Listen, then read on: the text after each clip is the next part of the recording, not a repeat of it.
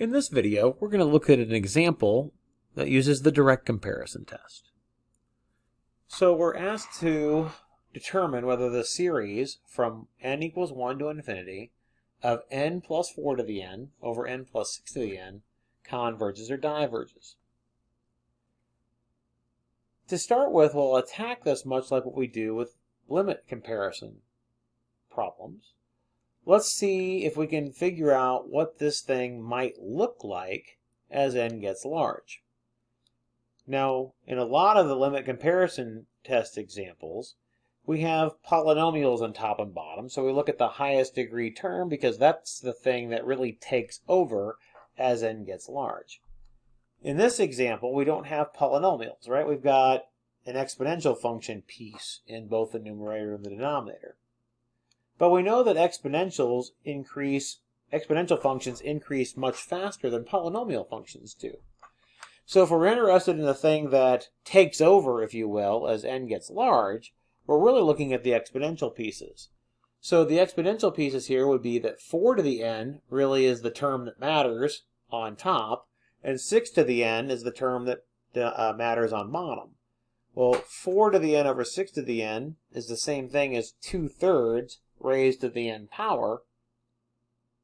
That is a geometric series. That would be the terms of a geometric series where the ratio, the r value, is less than 1, which means that that series would converge. So that's the series we're going to compare it to. Now, we're not using a limit comparison test in the example. In this example, we're going to be using a direct comparison test.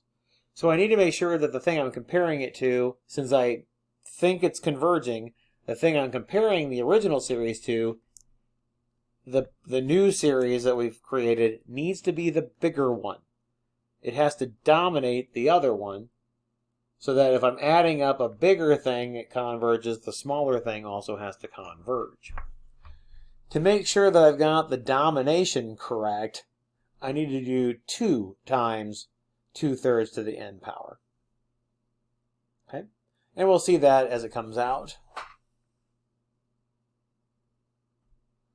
Alright, so certainly both series only have all positive terms here. We're not plugging in negatives and we're not subtracting anything. Alright, so now I need to get my domination stuff to work out correctly. So this piece here that we're dealing with really is talking about making sure I have the domination correct. So let's start with the function f of x equals 4 to the x minus x. If we differentiate that, we get 4 to the x minus natural log of 4 minus a 1. And certainly that if I plug in 1 for x here, I get something that's bigger than 1. And the bigger x gets, the bigger 4 to the x gets. So our derivative is always positive. So this function f of x is always increasing. So from 1 to infinity, it's always increasing, which means that f of 1 is the smallest value that that particular function could ever take on. Okay? Well, if 1 is the smallest value that that function can take on the interval from 1 to infinity, and when we plug in 1, we get out 3, that means that we must have the function is always positive, because it starts out positive and it increases. Rearranging that inequality, we get 4 to the x must be greater than x for all x is greater than or equal to 1.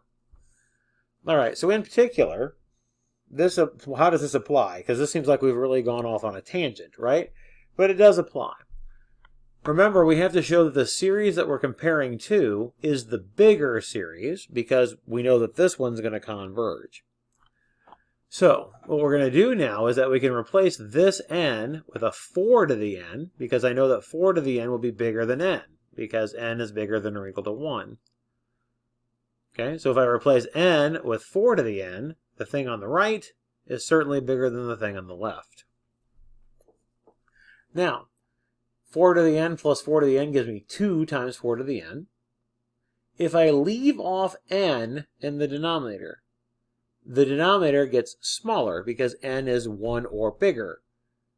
Remember, smaller denominator makes bigger fraction. So if I leave off the n, the fraction gets even bigger. So this piece here is smaller than this piece here. And now this last piece simplifies to 2 times 2/3 raised to the n power. All right. This series, the 2 times 2/3 to the n power, converges because if I leave off the 2, this is a geometric series with r equal to 2/3. So I have a constant multiple of a geometric series. So it converges here. And since this one converges and it's the bigger series, the original series converges as well by the direct comparison test.